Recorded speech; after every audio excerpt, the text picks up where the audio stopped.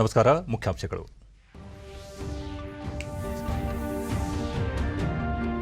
ದೇಶದ ಯುವ ಸಮೂಹ ನಾವೀನ್ಯತೆ, ಉದ್ಯಮಶೀಲತೆಯ ಚೈತನ್ಯವನ್ನು ಮೈಗೂಡಿಸಿಕೊಳ್ಳುವುದು ಅಗತ್ಯ. ಉಪರಾಷ್ಟ್ರಪತಿ ಎಂ ವೆಂಕಯ್ಯ ನಾಯ್ಡು. ಕೊರೋನಾ ನಿಯಂತ್ರಣಕ್ಕೆ ಕಟ್ಟುನಿಟ್ಟಿನ ಕ್ರಮ ಅತ್ಯವಶ್ಯ. ಮಾರ್ಗಸೂಚಿಯಲ್ಲಿ ಯಾವುದೇ ಬದಲಾವಣೆ ಇಲ್ಲ. ಸಚಿವ ಡಾ ಕೆ ಸುಧಾಕರ್. ವಿಧಾನಸಭೆ ಚುನಾವಣೆ ಪ್ರಚಾರ ಕಣ ಬಿರುಸು. ಅಸ್ಸಾಂ, ಪಶ್ಚಿಮ ಬಂಗಾಳದಲ್ಲಿ ಪ್ರಧಾನಿ ನರೇಂದ್ರ ಮೋದಿ, ಕೇರಳದಲ್ಲಿ ರಾಹುಲ್ ಗಾಂಧಿ ಮತಯಾಚನೆ. ಪರಿಸರ ಸಂರಕ್ಷಣೆಗೆ ಆದ್ಯತೆ. ಮುಂದಿನ ದಿನಗಳಲ್ಲಿ ಸಂಪೂರ್ಣ ಎಲ್ಇಡಿ ದೀಪಗಳ ಬಳಕೆ. ಸಚಿವ ಪ್ರಕಾಶ್ ಜಾವಡೇಕರ್.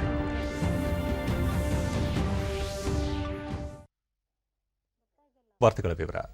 ಅಸಮಾನತೆ, ಜಾತಿವಾದ, ಕೋಮುವಾದ ಮತ್ತು ಭ್ರಷ್ಟಾಚಾರದಂತಹ ಸಾಮಾಜಿಕ ಪಿಡುಗುಗಳ ವಿರುದ್ಧ ಯುವ ಜನತೆ ಹೋರಾಟ ನಡೆಸುವುದು ಇಂದಿನ ಅಗತ್ಯವಾಗಿದೆ ಎಂದು ಉಪರಾಷ್ಟ್ರಪತಿ ವೆಂಕಯ್ಯ ನಾಯ್ಡು ತಿಳಿಸಿದರು. ಒಡಿಶಾದ ಉತ್ಕಲ್ ವಿಶ್ವವಿದ್ಯಾಲಯದ ಘಟಿಕೋತ್ಸವ ಸಮಾರಂಭದಲ್ಲಿ ಪಾಲ್ಗೊಂಡ ಅವರು, ಸಮಾಜದಲ್ಲಿ ಸಕಾರಾತ್ಮಕ ಬದಲಾವಣೆ ತರುವಲ್ಲಿ ಯುವ ಜನತೆಯ ಪಾತ್ರ ಮಹತ್ವದ್ದು ಎಂದು ಹೇಳಿದರು. ಯುವ ಸಮೂಹ ಭಾರತದ ಭವ್ಯ ಇತಿಹಾಸದಿಂದ ಸ್ಫೂರ್ತಿ ಪಡೆದು ನಾವೀನ್ಯತೆ ಮತ್ತು ಉದ್ಯಮಶೀಲತೆಯ ಚೈತನ್ಯವನ್ನು ಮೈಗೂಡಿಸಿಕೊಳ್ಳಬೇಕು. ಯಾವುದೇ ಕ್ಷೇತ್ರದಲ್ಲಿ ಶಿಸ್ತು, ಪ್ರಾಮಾಣಿಕತೆ ಮತ್ತು ಪರಿಶ್ರಮಗಳೇ ಪ್ರಮುಖ ಸಾಧನಗಳಾಗಿವೆ ಎನ್ನುವುದನ್ನು ಮರೆಯಬಾರದು ಎಂದರು. ಬುಡಕಟ್ಟು ಸಮುದಾಯದ ಕಲ್ಯಾಣ ಹಾಗೂ ಅಭಿವೃದ್ಧಿಗೆ ಆದ್ಯತೆ ನೀಡಬೇಕು ಎಂದು ಪ್ರತಿಪಾದಿಸಿದ ಉಪರಾಷ್ಟ್ರಪತಿ, ನಿಸರ್ಗದೊಂದಿಗೆ ಸಹಬಾಳ್ವೆ ನಡೆಸುವ ಬುಡಕಟ್ಟು ಸಮುದಾಯದಿಂದ ಬದುಕಿನ ಮೌಲ್ಯಗಳನ್ನು ನಾವು ಕಲಿತುಕೊಳ್ಳಬೇಕಿದೆ ಎಂದರು.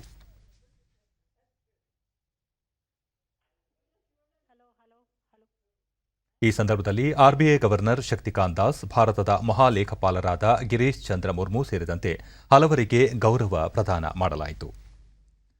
ಕೋವಿಡ್-19 ಸೋಂಕು ನಿಯಂತ್ರಣ ಕುರಿತು ಸರ್ಕಾರ ಹೊರಡಿಸಿರುವ ಮಾರ್ಗಸೂಚಿಯಲ್ಲಿ ಯಾವುದೇ ಬದಲಾವಣೆ ಇಲ್ಲ ಎಂದು ಆರೋಗ್ಯ ಮತ್ತು ವೈದ್ಯಕೀಯ ಶಿಕ್ಷಣ ಸಚಿವ ಡಾ ಕೆ ಸುಧಾಕರ್ ಬೆಂಗಳೂರಿನಲ್ಲಿ ಇಂದು ಹೇಳಿದ್ದಾರೆ. ಕೊರೋನಾ ಸೋಂಕು ನಿಯಂತ್ರಣ ಆಗದ ಹೊರತು ಮಾರ್ಗಸೂಚಿಯಲ್ಲಿ ಬದಲಾವಣೆ ಮಾಡುವುದಿಲ್ಲ. ಬಸ್ಗಳಲ್ಲಿ ಆಸನದ ಸಾಮರ್ಥ್ಯ ಎಷ್ಟಿದೆಯೋ ಅಷ್ಟೇ ಪ್ರಯಾಣಿಕರನ್ನು ಕರೆದೊಯ್ಯಬೇಕು. ಏಪ್ರಿಲ್ 20ರವರೆಗೆ ಈಗ ಹೊರಡಿಸಿರುವ ಮಾರ್ಗಸೂಚಿ ಅನ್ವಯವಾಗಲಿದೆ ಎಂದು ಹೇಳಿದರು. ಯಾವುದೇ ಚಟುವಟಿಕೆಯನ್ನು ನಿಷೇಧಿಸುವ ಉದ್ದೇಶ ಸರ್ಕಾರಕ್ಕಿಲ್ಲ. ಎರಡನೇ ಅಲೆ ಹೊಸ್ತಿಲಲ್ಲಿ ಇರುವ ಕಾರಣ ಮುನ್ನೆಚ್ಚರಿಕೆ ತೆಗೆದುಕೊಳ್ಳುವುದು ಅತ್ಯಂತ ಅನಿವಾರ್ಯ. ಸೋಂಕು ನಿಯಂತ್ರಣಕ್ಕೆ ಬಂದಲ್ಲಿ ಮಾತ್ರ ಮಾರ್ಗಸೂಚಿಯಲ್ಲಿ ರಿಯಾಯಿತಿ ನೀಡಲಾಗುವುದು. ವೈಜ್ಞಾನಿಕ ವರದಿ ಆಧಾರದ ಮೇಲೆ ನಿಯಂತ್ರಣ ಹೇರಲಾಗಿದೆ ಎಂದರು. ರಾಜ್ಯದಲ್ಲಿ ನಡೆಯುತ್ತಿರುವ ಲೋಕಸಭೆ ಮತ್ತು ವಿಧಾನಸಭಾ ಚುನಾವಣೆಗಳಿಗೆ ಆಯೋಗ ಹೊರಡಿಸಿರುವ ಮಾರ್ಗಸೂಚಿ ಅನ್ವಯವಾಗಲಿದೆ. ಧಾರ್ಮಿಕ ಕ್ಷೇತ್ರಗಳಲ್ಲಿ ಕಠಿಣ ನಿಯಂತ್ರಣ ಇರಲಿದೆ. ಸೋಂಕು ತಡೆಗಟ್ಟಲು ಎಲ್ಲರ ಸಹಕಾರ ಅಗತ್ಯ. ಈ ವಿಷಯದಲ್ಲಿ ರಾಜಕೀಯ ಬೆರೆಸುವುದು ಸೂಕ್ತವಲ್ಲ ಎಂದು ಡಾ ಕೆ ಸುಧಾಕರ್ ತಿಳಿಸಿದ್ದಾರೆ. ಬೃಹತ್ ಬೆಂಗಳೂರು ಮಹಾನಗರ ಪಾಲಿಕೆ ವ್ಯಾಪ್ತಿಯಲ್ಲಿ ಕೋವಿಡ್ ನಿಯಂತ್ರಿಸಲು ಪ್ರತಿಯೊಬ್ಬರೂ ಸರ್ಕಾರ ಹೊರಡಿಸಿರುವ ಮಾರ್ಗಸೂಚಿಗಳನ್ನು ಕಡ್ಡಾಯವಾಗಿ ಪಾಲಿಸಬೇಕು ಎಂದು ಬಿಬಿಎಂಪಿ ಮುಖ್ಯ ಆಯುಕ್ತ ಗೌರವ್ ಗುಪ್ತಾ ತಿಳಿಸಿದ್ದಾರೆ. ನಿವಾಸಿಗಳ ಕ್ಷೇಮಾಭಿವೃದ್ಧಿ ಸಂಘಗಳೊಂದಿಗೆ ನಿನ್ನೆ ವರ್ಚುವಲ್ ಮೂಲಕ ಸಭೆ ನಡೆಸಿ, ಅಪಾರ್ಟ್ಮೆಂಟ್ ಕಾಂಪ್ಲೆಕ್ಸ್ಗಳಲ್ಲಿ ವಾಸಿಸುತ್ತಿರುವವರು ಸೋಂಕಿನ ಲಕ್ಷಣಗಳು ಕಂಡುಬಂದರೆ ತಪಾಸಣೆಗೆ ಒಳಪಡಬೇಕು.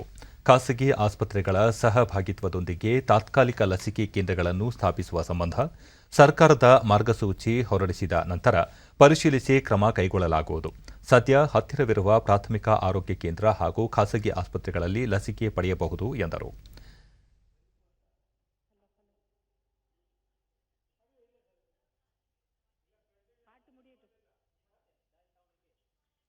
ವಿಶೇಷ ಆಯುಕ್ತ ರಾಜೇಂದ್ರ ಚೋಳನ್, ನಗರದಲ್ಲಿ ದಿನೇ ದಿನೇ ಕೋವಿಡ್ ಪ್ರಕರಣಗಳು ಹೆಚ್ಚಾಗುತ್ತಿದ್ದು, ದಿನಕ್ಕೆ 3,000 ಪ್ರಕರಣಗಳು ಪತ್ತೆಯಾಗುತ್ತಿವೆ.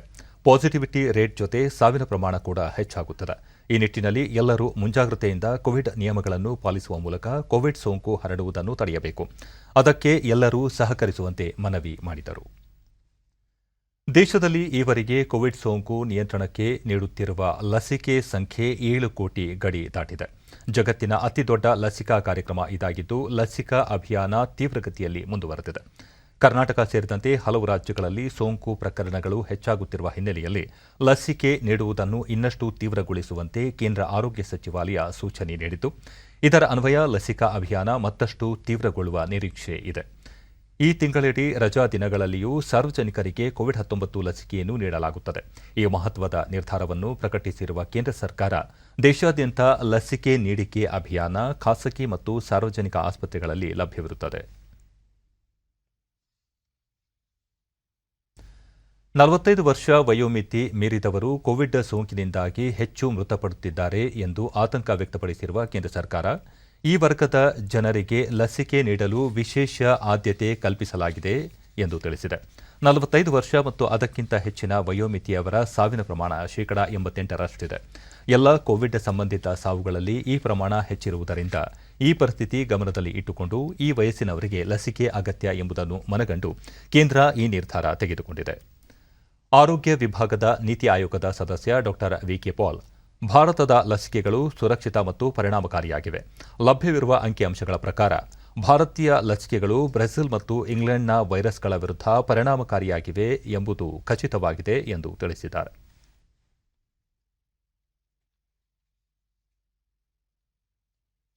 ದೇಶದಲ್ಲಿ ಕಳೆದ 24 ಗಂಟೆಗಳಲ್ಲಿ 89,129 ಹೊಸ ಕೋವಿಡ್-19 ಪ್ರಕರಣಗಳು ಬೆಳಕಿಗೆ ಬಂದಿವೆ. ಇದರೊಂದಿಗೆ 714 ಮಂದಿ ಮೃತಪಟ್ಟಿದ್ದಾರೆ. ದೇಶದಲ್ಲಿ ಒಟ್ಟು ಸೋಂಕಿತರ ಸಂಖ್ಯೆ 1,23,92,260ಕ್ಕೆ ಏರಿಕೆಯಾಗಿದೆ ಎಂದು ಕೇಂದ್ರ ಆರೋಗ್ಯ ಸಚಿವಾಲಯ ತಿಳಿಸಿದೆ. ಇದುವರೆಗೆ 1,15,69,241 ಮಂದಿ ಗುಣಮುಖರಾಗುವುದರೊಂದಿಗೆ ಚೇತರಿಕೆ ಪ್ರಮಾಣ ಶೇಕಡಾ 93.36ಕ್ಕೆ ಏರಿಕೆಯಾಗಿದೆ. ಒಟ್ಟು 6,58,909 ಸಕ್ರಿಯ ಪ್ರಕರಣಗಳಿದ್ದು ಶೇಕಡಾ 5.32ರಷ್ಟಿದೆ. ಇದುವರೆಗೆ 1,64,110 ಮಂದಿ ಮೃತಪಟ್ಟಿದ್ದು ಈ ಪ್ರಮಾಣ ಶೇಕಡಾ 1.32ರಷ್ಟಿದೆ. ದೇಶಾದ್ಯಂತ ಈವರೆಗೆ 7,30,54,295 ಮಂದಿಗೆ ಕೋವಿಡ್-19 ಲಸಿಕೆ ನೀಡಲಾಗಿದೆ. ದೇಶದಲ್ಲಿ ಕೊರೋನಾ ಸೋಂಕಿತರ ಪರೀಕ್ಷಾ ಸಾಮರ್ಥ್ಯದಲ್ಲಿ ತೀವ್ರಗತಿಯಲ್ಲಿ ಏರಿಕೆಯಾಗುತ್ತಿದೆ.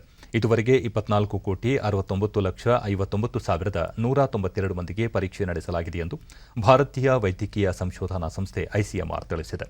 ಸರ್ಕಾರಿ ಮತ್ತು ಖಾಸಗಿ ಪ್ರಯೋಗಾಲಯಗಳು ಸೇರಿದಂತೆ ನಿನ್ನೆ ಒಂದೇ ದಿನ 10,46,605 ಮಾದರಿಗಳ ಪರೀಕ್ಷೆ ನಡೆಸಲಾಗಿದೆ ಎಂದು ಐಸಿಎಂಆರ್ ಹೇಳಿದೆ.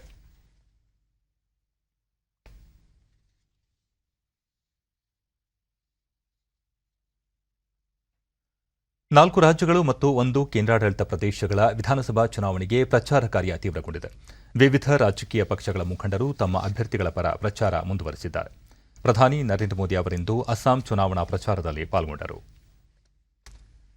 ತಮೂಲ್ಪುರದಲ್ಲಿ ನಡೆದ ಸಾರ್ವಜನಿಕ ಸಭೆಯಲ್ಲಿ ಅವರು ಅಸ್ಸಾಂ ಜನತೆ ಅಭಿವೃದ್ಧಿ, ಸ್ಥಿರತೆ, ಶಾಂತಿ, ಸದ್ಭಾವ, ಏಕತೆಯ ಜೊತೆಗಿದ್ದಾರೆ ಎಂದರು.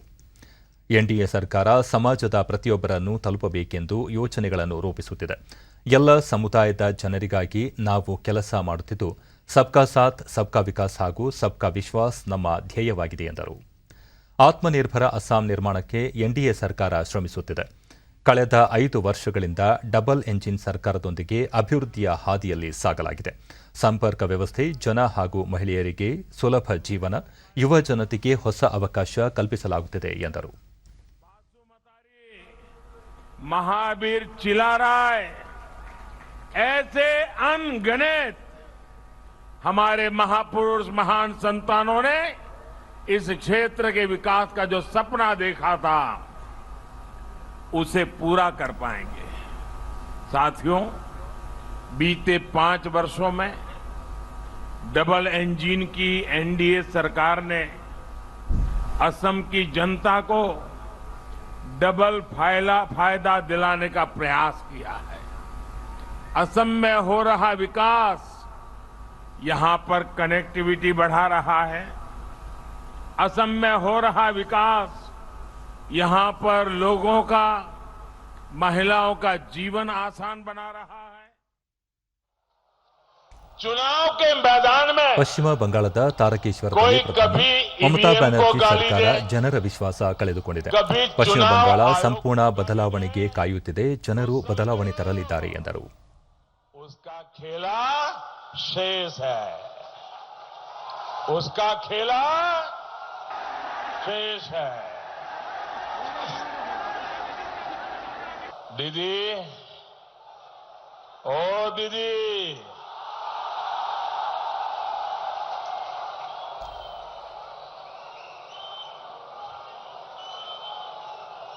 दीदी, हार आपके सामने है. अब इसे स्वीकार करिए. हुगली के लोगों की ये आवाज सुनिए.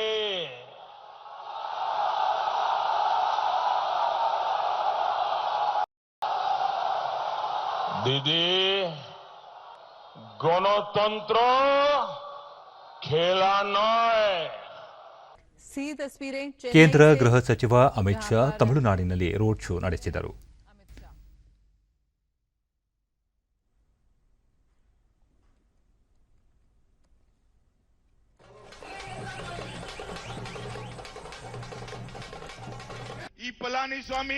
ತಿರುನಲ್ವೇಲಿಯಲ್ಲಿ ಆಯೋಜಿಸಲಾಗಿದ್ದ ಸಾರ್ವಜನಿಕ ಸಭೆಯಲ್ಲಿ ಪಾಲ್ಗೊಂಡು ಕಾಂಗ್ರೆಸ್ ಮತ್ತು ಡಿಎಂಕೆ ಕುಟುಂಬ ರಾಜಕಾರಣ ಮಾಡುತ್ತಿವೆ ಎಂದು ಆರೋಪಿಸಿದರು. कांग्रेस पार्टी उसका चौथा जनरेशन चल रहा है 4G जवाहरलाल नेहरू, इंदिरा गांधी, राजीव गांधी और अब राहुल गांधी. इसके अलावा कांग्रेस महासचिव राहुल ಕಾಂಗ್ರೆಸ್ ನಾಯಕ ರಾಹುಲ್ ಗಾಂಧಿ ಕೇರಳದಲ್ಲಿ ಪ್ರಚಾರ ನಡೆಸಲಿದ್ದಾರೆ. ತಮಿಳುನಾಡಿನಲ್ಲಿ ಎಲ್ಲ 234 ಕ್ಷೇತ್ರಗಳ ಚುನಾವಣಾ ಪ್ರಚಾರ ನಾಳೆ ಅಂತ್ಯಗೊಳ್ಳಲಿದೆ. ಏಪ್ರಿಲ್ 6ರಂದು ಮತದಾನ ನಡೆಯಲಿದ್ದು, ಕನ್ಯಾಕುಮಾರಿ ಲೋಕಸಭಾ ಕ್ಷೇತ್ರದ ಉಪಚುನಾವಣೆಗೂ ಅಂದೇ ಮತದಾನ ನಡೆಯಲಿದೆ. ಬಿಜೆಪಿ ರಾಷ್ಟ್ರೀಯ ಅಧ್ಯಕ್ಷ ಜೆಪಿ ನಡ್ಡಾ ಅವರಿಂದು ತಮಿಳುನಾಡು ವಿಧಾನಸಭಾ ಚುನಾವಣೆ ಪ್ರಚಾರದಲ್ಲಿ ಪಾಲ್ಗೊಂಡರು. ಮೋದಕರೋಚಿಯಲ್ಲಿ ನಡೆದ ಸಾರ್ವಜನಿಕ ಸಭೆಯಲ್ಲಿ ಅವರು ಕಾಂಗ್ರೆಸ್ ಪಕ್ಷ ತಮಿಳುನಾಡು ಜನರ ವಿಶ್ವಾಸವನ್ನು ಕಳೆದುಕೊಂಡಿದೆ, ಡಿಎಂಕೆ ಪಕ್ಷ ಮಹಿಳೆಯರ ಹಿತರಕ್ಷಣೆ ಮಾಡಿಲ್ಲ ಎಂದು ಆರೋಪಿಸಿದರು. ತಮಿಳುನಾಡಿನ ಅಸ್ಮಿತೆ ಕಾಪಾಡಲು ಬಿಜೆಪಿ ಬದ್ಧವಾಗಿದೆ ಎಂದರು.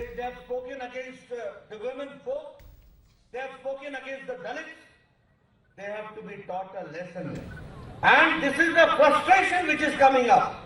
And this is when they are out of power. If they come to power, which type of relationship they are going to have and will they look towards women and Dalit. That is what we have to understand. Not only that, here I would also like to emphasize that when it comes to save the regional aspirations, DMK has miserably failed.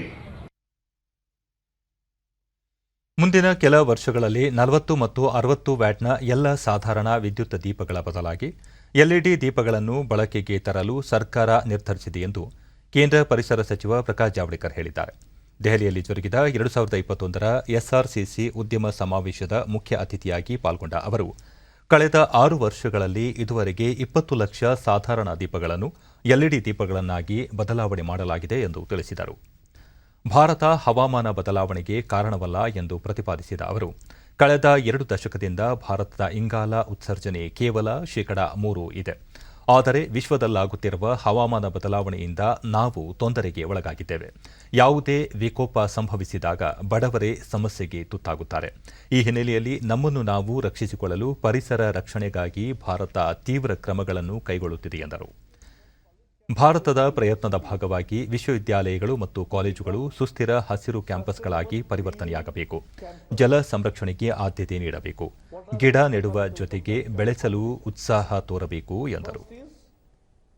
Consume less water and generate more water. For maintaining water and increasing the groundwater table, we have to plant greenery. That also creates carbon sink. So,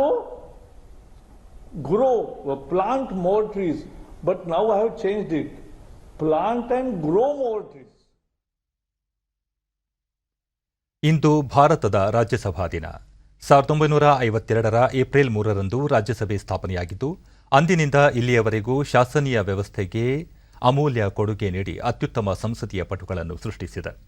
Rajya Sabha ದಿನದ ಅಂಗವಾಗಿ ಉಪರಾಷ್ಟ್ರಪತಿ ಹಾಗೂ ರಾಜ್ಯಸಭಾ ಸಭಾಪತಿ ವೆಂಕಯ್ಯ ನಾಯ್ಡು ದೇಶದ ಕಲ್ಯಾಣ ಹಾಗೂ ಅಭಿವೃದ್ಧಿಗೆ ರಾಜ್ಯಸಭೆಯ ಕೊಡುಗೆ ಅನನ್ಯವಾಗಿದೆ ಎಂದು ಸ್ಮರಿಸಿದ್ದಾರೆ. ಟ್ವೀಟ್ ಮೂಲಕ ಅವರು, ರಾಜ್ಯಗಳ ಪರಿಷತ್ತು ಎಂದು ಕರೆಯಲ್ಪಡುವ ರಾಜ್ಯಸಭೆ ನಮ್ಮ ಸಂಯುಕ್ತ ರಾಜಕೀಯ ವ್ಯವಸ್ಥೆಯನ್ನು ಪ್ರತಿಬಿಂಬಿಸುತ್ತದೆ ಹಾಗೂ ರಾಜ್ಯಗಳ ಹಕ್ಕುಗಳನ್ನು ರಕ್ಷಿಸುತ್ತದೆ ಎಂದು ಹೇಳಿದ್ದಾರೆ. ರಾಜ್ಯಸಭಾ ಸದಸ್ಯರು ಸದನದ ಚರ್ಚೆಗಳಲ್ಲಿ ಸಕ್ರಿಯವಾಗಿ ಭಾಗಿಯಾಗಬೇಕು ಎಂದು ಕರೆ ನೀಡಿರುವ ಉಪರಾಷ್ಟ್ರಪತಿ, ಹಿರಿಯರ ಸದನ ಎನ್ನುವ ಹೆಗ್ಗಳಿಕೆಯನ್ನು ಉಳಿಸಬೇಕಿದೆ ಎಂದು ಹೇಳಿದ್ದಾರೆ.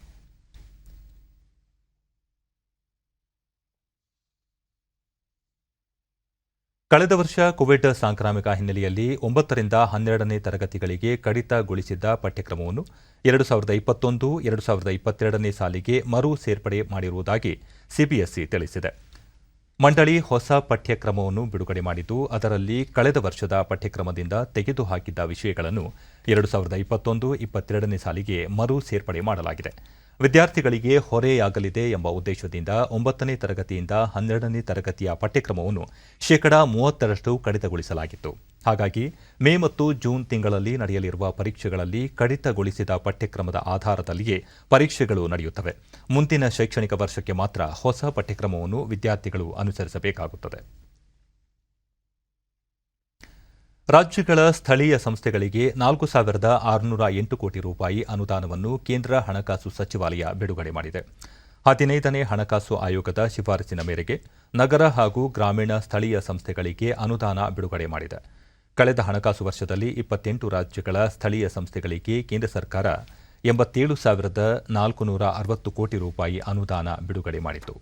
ಈ ಪೈಕಿ 60,750 ಕೋಟಿ ರೂಪಾಯಿ ಗ್ರಾಮೀಣ ಸ್ಥಳೀಯ ಸಂಸ್ಥೆಗಳು ಮತ್ತು 26,710 ಕೋಟಿ ರೂಪಾಯಿ ನಗರ ಸ್ಥಳೀಯ ಸಂಸ್ಥೆಗಳಿಗೆ ಮೀಸಲಿರಿಸಿದೆ. ಗ್ರಾಮೀಣ ಹಾಗೂ ನಗರ ಸ್ಥಳೀಯ ಸಂಸ್ಥೆಗಳಲ್ಲಿ ಈ ಅನುದಾನವನ್ನು ಒಳಚರಂಡಿ, ಬಯಲು ಬಹಿರ್ದೆಸೆ ಮುಕ್ತ, ಕುಡಿಯುವ ನೀರು, ಮಳೆ ನೀರು ಕೊಯ್ಲು, ಜಲ ಮರುಪೂರಣ ಯೋಜನೆಗಳಿಗೆ ಬಳಕೆ ಮಾಡಿಕೊಳ್ಳಬಹುದಾಗಿದೆ. ಇದರೊಂದಿಗೆ ವಾಯುಮಾಲಿನ್ಯ ಗುಣಮಟ್ಟ, ಘನ ತ್ಯಾಜ್ಯ ನಿರ್ವಹಣೆ ಮತ್ತು ಒಳಚರಂಡಿ ವ್ಯವಸ್ಥೆ ಸುಧಾರಣೆಗೂ ಈ ನೆರವನ್ನು ವಿನಿಯೋಗಿಸಬಹುದಾಗಿದೆ.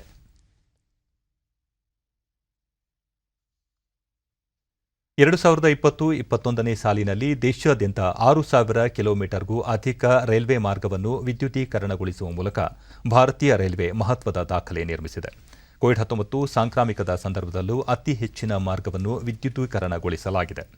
2018-19ರ ಸಾಲಿನಲ್ಲಿ 5,000ಕ್ಕೂ ಅಧಿಕ ಮಾರ್ಗವನ್ನು ವಿದ್ಯುದೀಕರಣ ಮಾಡಲಾಗಿತ್ತು. ಪೆಟ್ರೋಲಿಯಂ ಆಧಾರಿತ ಇಂಧನ ವ್ಯವಸ್ಥೆಯ ಮೇಲೆ ಅವಲಂಬಿತವಾಗುವುದನ್ನು ಕಡಿಮೆ ಮಾಡುವ ನಿಟ್ಟಿನಲ್ಲಿ ಇತ್ತೀಚಿನ ವರ್ಷಗಳಲ್ಲಿ ಭಾರತೀಯ ರೈಲ್ವೆ ಎಲ್ಲ ಮಾರ್ಗಗಳ ವಿದ್ಯುದೀಕರಣಕ್ಕೆ ಹೆಚ್ಚಿನ ಆದ್ಯತೆ ನೀಡಿದೆ. ಕಳೆದ 7 ವರ್ಷಗಳಲ್ಲಿ 5 ಪಟ್ಟು ರೈಲ್ವೆ ಮಾರ್ಗಗಳನ್ನು ವಿದ್ಯುದೀಕರಣ ಮಾಡಲಾಗಿದೆ. ಪ್ರಮುಖ ಮಾರ್ಗಗಳಾದ ಮುಂಬೈ ಹೌರಾ ಮಾರ್ಗವಾಗಿ ಜಬಲ್ಪುರ್, ದೆಹಲಿ ದರ್ಬಾಂಗ್, ಜಯನಗರ ಮತ್ತು ಚೆನ್ನೈ ತಿರುಚಿ ನಡುವೆ ವಿದ್ಯುದೀಕರಣಗೊಳಿಸಲಾಗಿದೆ.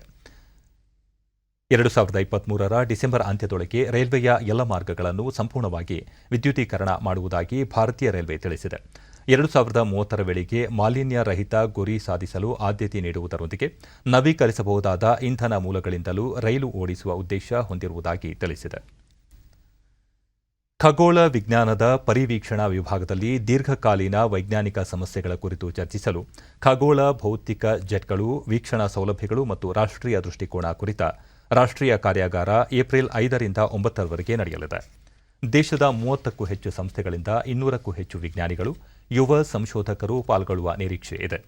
ನಕ್ಷತ್ರಗಳು ಸೇರಿದಂತೆ ದೊಡ್ಡ ದೊಡ್ಡ ನಕ್ಷತ್ರ ಪುಂಜಗಳವರೆಗೆ ವಿವಿಧ ವರ್ಗದ ವಸ್ತುಗಳ ಮೇಲೆ ಅಧ್ಯಯನ ನಡೆಯಲಿದೆ.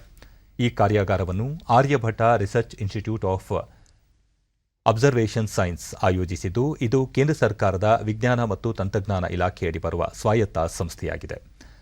ಅಸ್ತಿತ್ವದಲ್ಲಿರುವ ಮತ್ತು ಮುಂಬರುವ ಭಾರತೀಯ ವೀಕ್ಷಣಾ ಸೌಲಭ್ಯಗಳನ್ನು ಬಳಸಿಕೊಂಡು ದೀರ್ಘಕಾಲದ ವೈಜ್ಞಾನಿಕ ಸಮಸ್ಯೆಗಳನ್ನು ಪರಿಹರಿಸಲು ಸಮುದಾಯ ಹೇಗೆ ಕೊಡುಗೆ ನೀಡಬಹುದು ಎನ್ನುವ ಕುರಿತಂತೆಯೂ ಕಾರ್ಯಾಗಾರ ಬೆಳಕು ಚೆಲ್ಲಲಿದೆ. ಈ ಕಾರ್ಯಾಗಾರ ಸಂಪೂರ್ಣ ಆನ್ಲೈನ್ ವೇದಿಕೆಯಲ್ಲಿ ನಡೆಯಲಿದೆ. ವಿಜ್ಞಾನ ಮತ್ತು ತಂತ್ರಜ್ಞಾನ ಇಲಾಖೆಯ ಸ್ವರ್ಣ ಮಹೋತ್ಸವ ಮತ್ತು ದೇಶ ಸ್ವಾತಂತ್ರ್ಯ ಪಡೆದ 75ನೇ ವರ್ಷದ ಆಜಾದಿ ಕಾ ಅಮೃತ ಮಹೋತ್ಸವ ಅಂಗವಾಗಿ ಈ ಕಾರ್ಯಾಗಾರ ಆಯೋಜಿಸಲಾಗಿದೆ.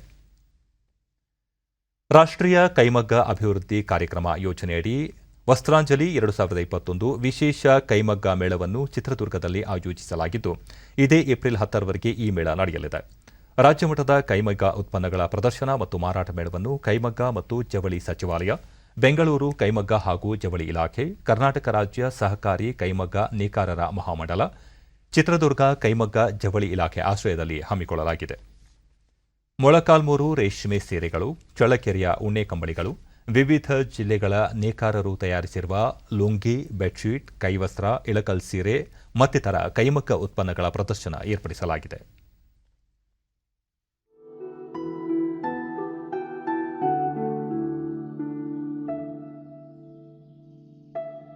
ಕೇಂದ್ರ ಸರ್ಕಾರದ ಐಎಚ್ಬಿಟಿ ಯೋಜನೆಯಲ್ಲಿ ಚಿತ್ರದುರ್ಗ ಕೈಮಗ್ಗ ಮತ್ತು ಜವಳಿ ಇಲಾಖೆ ಸಹಾಯಕ ನಿರ್ದೇಶಕ ಬಿಕೆ ಪರಪ್ಪ ನೇಕಾರರು ಉತ್ಪಾದಿಸಿದ ಸೀರೆ ಮತ್ತಿತರ ವಸ್ತುಗಳನ್ನು ಮಾರಾಟ ಮಾಡುತ್ತಿದ್ದು, ಕೈಮಗ್ಗ ಉತ್ಪನ್ನಗಳನ್ನು ಹೆಚ್ಚು ಬಳಸಬೇಕು ಎಂದರು. ಸ್ಪೆಷಲ್ ಹ್ಯಾಂಡ್ಲೂಮ್ ಎಕ್ಸ್ಪೋ ಮಾಡಲಿಕ್ಕೆ ಅಮೌಂಟ್ ಮಂಜೂರಾಗಿತ್ತು. ಇಲ್ಲಿವರೆಗೂ ನಾವು ಒಟ್ಟು 30 ಲಕ್ಷ ರೂಪಾಯಿ ಮಾರಾಟ ಆಗಿರೋದು ನಮಗೆ ಮಾಹಿತಿ ಬಂದಿದೆ. ಒಟ್ಟು 1 ಕೋಟಿ ಮಾರಾಟದ ನಾವು ಗುರಿ ಇಟ್ಕೊಂಡಿದ್ದೀವಿ. ವ್ಯಾಪಾರ ಚೆನ್ನಾಗಿ ಆಗ್ತಿದೆ ಅಂತ ಅಭಿಪ್ರಾಯಪಟ್ಟಿದ್ದಾರೆ. ನಾವು ಈಗ ಈ ಬಿಸ್ನೆಸ್ ಆಶಾ ಹಾಗೂ ಹೊಸದುರ್ಗ ನೇಕಾರರ ಸಂಘದ ಶಂಕರಮ್ಮ ಸರ್ಕಾರದ ಈ ಕ್ರಮದಿಂದ ನೇಕಾರರಿಗೆ ಅನುಕೂಲವಾಗಿದ್ದು ವ್ಯಾಪಾರ ಉತ್ತಮವಾಗಿದೆ ಎಂದರು. ಎಲ್ಲ ರೆಡಿ ಮಾಡ್ತಿದ್ವಿ. ಕೊರೋನಾದಿಂದ ಹೋದ ವರ್ಷ ಆಗಲಿಲ್ಲ, ಬಟ್ ಈ ವರ್ಷ ಸ್ವಲ್ಪ ಅನುಕೂಲ ಮಾಡಿಕೊಟ್ಟಿದ್ದಕ್ಕೆ ನಮಗೆಲ್ಲ ತುಂಬ ಹೆಲ್ಪ್ ಆಗಿದೆ. ಉಚಿತವಾಗಿ ಸ್ಟಾಲ್ ಕೊಟ್ಟಿದ್ದಾರೆ ಮತ್ತು ಬಿಸ್ನೆಸ್ ಕೂಡ ಚೆನ್ನಾಗಿದೆ. ನಮಗೆ ತುಂಬ ಹೆಲ್ಪ್ ಆಗ್ತಾ ಇದೆ ಇದರಿಂದ. ನಮ್ಮ ಇಲ್ಲಿ ಜಿಲ್ಲೆಗೂ ಈ ತರ ಆಗ್ತಾರೆ. ಚಿಕ್ಕಬಳ್ಳಾಪುರದ ನೇಕಾರ ಈಶ್ವರ್, ದಾವಣಗೆರೆಯ ಎಚ್ ವೀರಪ್ಪ ಕೊರೋನಾ ಕಾರಣದಿಂದ ಕಳೆದ 1 ವರ್ಷದಿಂದ ವ್ಯಾಪಾರದಲ್ಲಿ ನಷ್ಟವಾಗಿತ್ತು. ಆದರೆ ಈ ಮೇಳದಲ್ಲಿ ಸರ್ಕಾರ ರಿಯಾಯಿತಿಯನ್ನು ಭರಿಸಲಿದೆ ಎಂದರು. ನಮ್ಮ ನೇಕಾರರಿಗೆ ಸರ್ಕಾರದಿಂದ ಮೊನ್ನೆ 2,000 ರೂಪಾಯಿ ಅಕೌಂಟ್ಗೂ ಬಿದ್ದಿದೆ. ನಮ್ಮ ತಂದೆ ಕಸಬು ಇದೆ, ನಮ್ಮ ಕಸಬು ಇದೆ. ನೇಕಾರ ತುಂಬ ಕಷ್ಟದಲ್ಲಿದ್ದಾರೆ. ಈಗ ಈ ಥರ ಇನ್ನೂ ಹೆಚ್ಚಾಗಿ ಹಾಕಬೇಕು, ಸರ್ಕಾರ ಒತ್ತಾಯ ಮಾಡ್ಕೊತೀವಿ. ನೀವು ಈ ನಮ್ಮ ಇಲಾಖೆಯಿಂದ ತುಂಬ ಭಾಳ ಒಳ್ಳೆಯ ಸ್ಕೀಮ್ಗಳು ಕೊಡ್ತಾ ಇದ್ದಾರೆ. ಆಮೇಲೆ ಇಂಥ ಎಕ್ಸಿಬಿಷನ್ ಎಲ್ಲ ಕಾಂಟ್ಯಾಕ್ಟ್ ಮಾಡಿ ಎಲ್ಲ ಆಲ್ ಓವರ್ ಕರ್ನಾಟಕ ಎಲ್ಲ ನಾವು ಹೋಗ್ತಿದ್ದೀವಿ. ಗುಲ್ಬರ್ಗ, ಆಮೇಲೆ ಆ ಕಡೆ ಬಾಗಲಕೋಟೆ, ಆಮೇಲೆ ಬೆಂಗಳೂರು, ನೆಲಮಂಗಲ ಇಲ್ಲೆಲ್ಲ ಹೋಗ್ತಾ ಇದ್ದೀವಿ. ಎಲ್ಲ ನಮ್ಮ ಇಲಾಖೆ ಅಧಿಕಾರಿಗಳು ನಮಗೆ ಯಾವ ಥರ ಏನೂ ಪ್ರಾಬ್ಲಮ್ ಆಗದಂಗೆ ಒಂದು ಉಳಿಲಿಕ್ಕೆ ವ್ಯವಸ್ಥೆ ಆಗಲಿ, ನೀರಿಂದಾಗಲಿ, ಒಂದು ಊಟದ್ದಾಗಲಿ ಎಲ್ಲದನ್ನೂ ಕವರ್ ಮಾಡ್ತಿದ್ದಾರೆ. ಹಂಗಾಗ್ಬಿಟ್ಟು ಇನ್ನೂ ಬರ್ತಾ ಭಾಳ ಇಂಪ್ರೂವ್ಮೆಂಟ್ ಆಗಿದೆ. ಬಿಸ್ನೆಸ್ ಸ್ವಲ್ಪ ಇಂಪ್ರೂವ್ ಆಗಿದೆ ಸರ್. ಮೊದಲಿಗೆ ಸ್ವಲ್ಪ ಡೌನ್ ಆಯಿತು, ಬರ್ತಾ ತುಂಬ ಚೆನ್ನಾಗಿತ್ತು ಸರ್.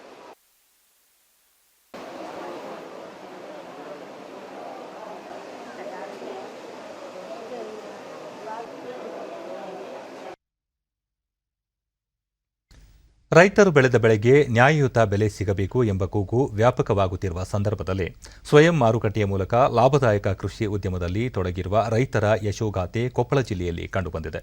ಈ ಕುರಿತು ಒಂದು ವರದಿ. ಐತಿಹಾಸಿಕ ಕೊಪ್ಪಳ ಜಿಲ್ಲೆಯಲ್ಲಿ ವಾರಕ್ಕೊಮ್ಮೆ ರೈತರ ಹೊಲಕ್ಕೆ ಹೋಗಿ ಅನ್ನದಾತನ ಕಷ್ಟ ಸುಖ ಆಲಿಸುವ ಸಮಾನ ಮನಸ್ಕ ಕೃಷಿಕರು ತಜ್ಞರ ಗುಂಪಿನಿಂದ ಆರಂಭವಾದ ಮಣ್ಣಿನೊಂದಿಗೆ ಮಾತುಕತೆ ಕಾರ್ಯಕ್ರಮದ ವೇಳೆ ಹೊರಹೊಮ್ಮಿದ ರೈತರ ಮಾರುಕಟ್ಟೆಯ ಪರಿಕಲ್ಪನೆ ರೈತರು ಹಾಗೂ ಗ್ರಾಹಕರ ನಡುವಿನ ಸ್ನೇಹ ಸೇತುವಾಗಿದೆ. ರೈತರು ಬೆಳೆದಂತಹ ಬೆಳೆಗೆ ಒಂದು ವೈಜ್ಞಾನಿಕ ಬೆಲೆ ಸಿಗಬೇಕು. ತಾನು ಬೆಳೆದಂತಹ ಬೆಳೆಗೆ ಬೇರೆ ಎಲ್ಲ ಉದ್ಯಮಗಳಂತೆ ರೈತ ತನ್ನ ಬೆಲೆಯನ್ನು ತಾನೇ ನಿಗದಿ ಮಾಡಿಕೊಳ್ಬೇಕು ಅಂತಕ್ಕಂಥ ಒಂದು ಸದಾಶಯವನ್ನು ಹೊತ್ತು ಈ ಒಂದು ಮಾರುಕಟ್ಟೆಯನ್ನು ನಾವು ಇವತ್ತು ಈ ಕೊಪ್ಪಳ ಜಿಲ್ಲೆಯಲ್ಲಿ ಎಲ್ಲ ಸಮಾನ ಮನಸ್ಕ ರೈತರು ಸೇರಿ ಕಟ್ಟಿರ್ತಕ್ಕಂಥ ಒಂದು ಮಾರುಕಟ್ಟೆ ಇದು. ಕೊಪ್ಪಳ ಜಿಲ್ಲಾ ಕೇಂದ್ರದಲ್ಲಿ ಆರಂಭಗೊಂಡ ಈ ಮಾರುಕಟ್ಟೆ ಒಂದೇ ತಿಂಗಳಲ್ಲಿ ಇಂದು ಮನೆ ಮಾತಾಗುತ್ತಿದೆ. ಇಲ್ಲಿ ರೈತರು ತಾವು ಬೆಳೆದ ಉತ್ಪನ್ನಗಳನ್ನು ಯಾವುದೇ ದಲ್ಲಾಳಿಗಳ ಮಧ್ಯವರ್ತಿಗಳ ಹಾವಳಿ ಇಲ್ಲದೆ ನೇರವಾಗಿ ಗ್ರಾಹಕರಿಗೆ ಮಾರಾಟ ಮಾಡುವ ಮೂಲಕ ಹೆಚ್ಚಿನ ಲಾಭ ಗಳಿಸುತ್ತಿದ್ದಾರೆ. ಅದೇ ರೀತಿ ಗ್ರಾಹಕರು ಕೂಡ ಅಗ್ಗದ ದರದಲ್ಲಿ ತಾಜಾ ಹಣ್ಣು, ತರಕಾರಿ, ಆಹಾರ ಧಾನ್ಯ ಖರೀದಿಸಿದ ತೃಪ್ತಿ ಅನುಭವಿಸುತ್ತಿದ್ದಾರೆ. ಕೊಪ್ಪಳದಲ್ಲಿ ರೈತರಿಗೆ ಆ ತರನಾಗಿ ಮಾರಾಟ ಮಾಡೋದು ವ್ಯವಸ್ಥಿತವಾದ ಒಂದು ಜಾಗ ಇರಲಿಲ್ಲ. ತೋಟಗಾರಿಕಾ ಆವರಣನ ರೈತರ ಆಯ್ಕೆ ಮಾಡಿಕೊಂಡು ಹಳ್ಳಿಯಲ್ಲಿರೋಂಥ ರೈತರ ಇಲ್ಲಿ ಬಂದು ಮಾರಾಟ ಮಾಡಬೇಕು. ತಾಜಾ ಒಂದು ತರಕಾರಿ ಗ್ರಾಹಕರಿಗೆ ಸಿಗರಿಲ್ಲ, ಗ್ರಾಹಕರನ್ನು ಅದರಿಂದ ಸಂತುಷ್ಟರಾಗಿರ್ತಾರೆ. ರೈತಿಗೂ ಮಾರುಕಟ್ಟೆಗೆ ಏನು ಕಮಿಷನ್ ದಲಾಲಿಗಳ ಮುಖಾಂತರ ಏನು ಮಾರಾಟ ಮಾಡ್ತಾನಲ್ಲ ಅದಕ್ಕಿಂತ ಸ್ವಲ್ಪ ಜಾಸ್ತಿ ಪ್ರಮಾಣದಾಗ ಇಲ್ಲಿ ರೈತರಿಗೆ ನೇರವಾಗಿ ಆದಾಯ ಬರ್ತೈತಿ.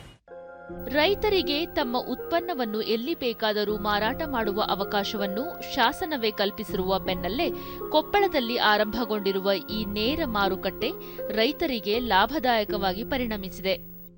ಈಗ ನಾವು ರೈತರು ಬೆಳೆದಿದ್ದನ್ನು ನಾವು ಮಧ್ಯವರ್ತಿಗಳ ಕೊಟ್ಟು ಅದರಲ್ಲಿ ಕೂಡ ನಮ್ಗೆ ಲಾಭನೇ ಸಿಗೋದಿಲ್ಲ. ಅದರಲ್ಲಿ ನಾವು ಬೆಳೆದಿದ್ದು ಅಲ್ಲಿಗಾಗುತ್ತೆ. ಅದನ್ನು ತಪ್ಪಿಸೋಗೋಸ್ಕರ ಈ ರೈತ ಮಾರುಕಟ್ಟೆ ಸಮಿತಿ ನಿರ್ಮಿಸಿಕೊಂಡಿದ್ದೇವೆ.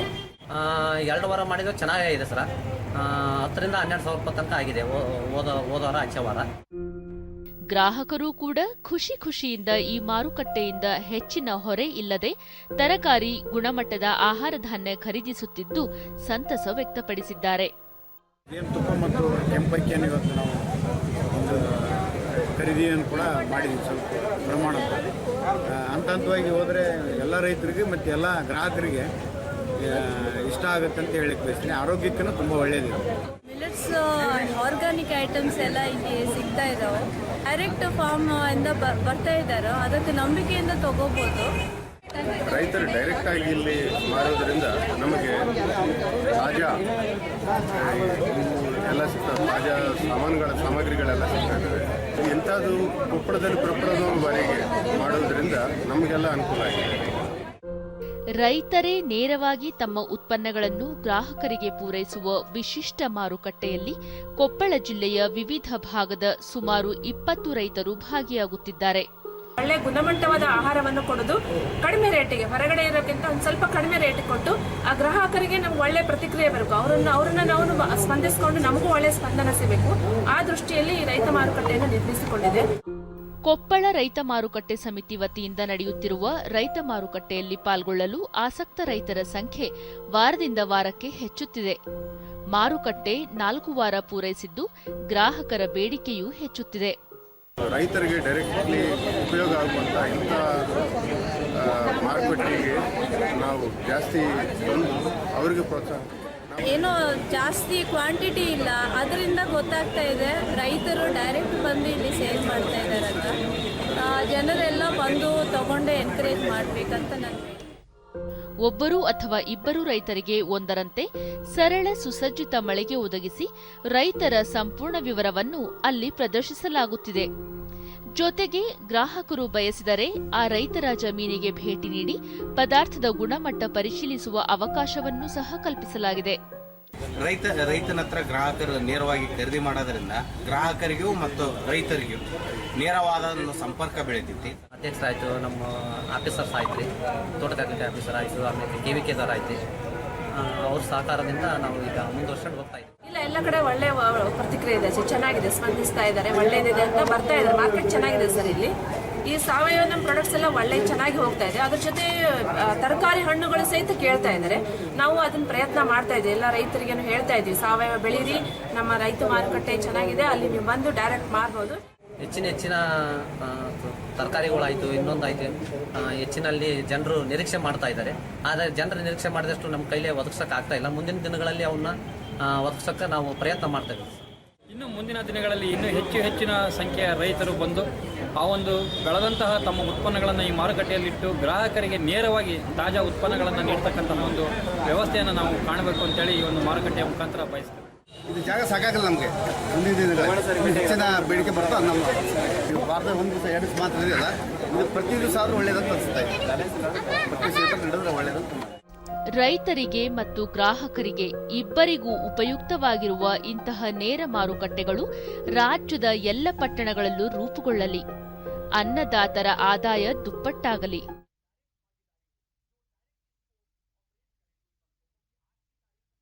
ಮಿಯಾಮಿ ಓಪನ್ ಟೆನ್ನಿಸ್ ಟೂರ್ನಿಯ ಪುರುಷರ ಡಬಲ್ಸ್ ವಿಭಾಗದಲ್ಲಿ ಬ್ರಿಟಿಷ್ ಜೋಡಿ ಡ್ಯಾನ್ ಇವನ್ಸ್ ಮತ್ತು ನೀಲ್ಸ್ ಕುಪಕ್ಸಿ Australian Open champion Ivan Dodig ಮತ್ತು ಫಿಲಿಪ್ ಪೊಲಾಸೆಕ್ ಜೋಡಿಯನ್ನು 7-6, 1-6, 10-8 ಸೆಟ್ಗಳಿಂದ ಸೆಮಿಫೈನಲ್ಸ್ನಲ್ಲಿ ಪರಾಭವಗೊಳಿಸಿ ಫೈನಲ್ ಪ್ರವೇಶಿಸಿದೆ.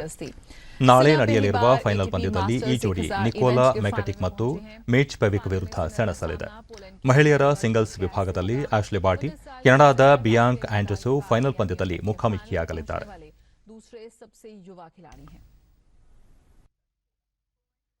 ಈ ತಿಂಗಳು ಉಜ್ಬೇಕಿಸ್ತಾನದ ತಾಷ್ಕೆಂಟ್ನಲ್ಲಿ ನಡೆಯಲಿರುವ ಏಷ್ಯನ್ ವೆಯ್ಟ್ ಲಿಫ್ಟಿಂಗ್ ಚಾಂಪಿಯನ್ಶಿಪ್ನಲ್ಲಿ ವಿಶ್ವದ ಮಾಜಿ ಚಾಂಪಿಯನ್ ಮೀರಾಬಾಯಿ ಚಾನು ಅವರು ಮಹಿಳೆಯರ 49 ಕೆಜಿ ವಿಭಾಗದಲ್ಲಿ ಭಾರತದ ಸವಾಲು ಮುನ್ನಡೆಸಲಿದ್ದಾರೆ. ಇದೇ ಏಪ್ರಿಲ್ 16ರಿಂದ 25ರವರೆಗೆ ಏಷ್ಯನ್ ವೆಯ್ಟ್ ಲಿಫ್ಟಿಂಗ್ ಚಾಂಪಿಯನ್ಶಿಪ್ ನಡೆಯಲಿದ್ದು 26 ವರ್ಷದ ಮೀರಾಬಾಯಿ ಚಾನು ಮಹಿಳೆಯರ ವಿಭಾಗದಲ್ಲಿ ಪ್ರಮುಖ ಆಕರ್ಷಣೆಯಾಗಿದ್ದಾರೆ. ಪುರುಷರ ವಿಭಾಗದಲ್ಲಿ 18 ವರ್ಷದ ಜೆರೆಮಿ ಲಾಲ್ ರೆನುಗಾ ಕೇಂದ್ರ ಬಿಂದುವಾಗಿದ್ದು 67 ಕೆಜಿ ವಿಭಾಗದಲ್ಲಿ ಅವರು ಸ್ಪರ್ಧಿಸಲಿದ್ದಾರೆ.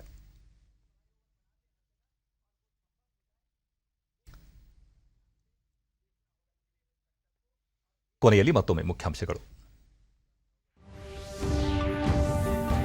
ದೇಶದ ಯುವ ಸಮೂಹ ನಾವೀನ್ಯತೆ, ಉದ್ಯಮಶೀಲತೆಯ ಚೈತನ್ಯವನ್ನು ಮೈಗೂಡಿಸಿಕೊಳ್ಳುವುದು ಅಗತ್ಯ. ಉಪರಾಷ್ಟ್ರಪತಿ ಎಂ ವೆಂಕಯ್ಯ ನಾಯ್ಡು. ಕೊರೋನಾ ನಿಯಂತ್ರಣಕ್ಕೆ ಕಟ್ಟುನಿಟ್ಟಿನ ಕ್ರಮ ಅತ್ಯವಶ್ಯ. ಮಾರ್ಗಸೂಚಿಯಲ್ಲಿ ಯಾವುದೇ ಬದಲಾವಣೆ ಇಲ್ಲ. ಸಚಿವ ಡಾ ಕೆ ಸುಧಾಕರ್. ವಿಧಾನಸಭೆ ಚುನಾವಣೆ ಪ್ರಚಾರ ಕಣ ಬಿರುಸು. ಅಸ್ಸಾಂ, ಪಶ್ಚಿಮ ಬಂಗಾಳದಲ್ಲಿ ಪ್ರಧಾನಿ ನರೇಂದ್ರ ಮೋದಿ, ಕೇರಳದಲ್ಲಿ ರಾಹುಲ್ ಗಾಂಧಿ ಮತಯಾಚನೆ. ಪರಿಸರ ಸಂರಕ್ಷಣೆಗೆ ಆದ್ಯತೆ. ಮುಂದಿನ ದಿನಗಳಲ್ಲಿ ಸಂಪೂರ್ಣ ಎಲ್ಇಡಿ ದೀಪಗಳ ಬಳಕೆ. ಸಚಿವ ಪ್ರಕಾಶ್ ಜಾವಡೇಕರ್.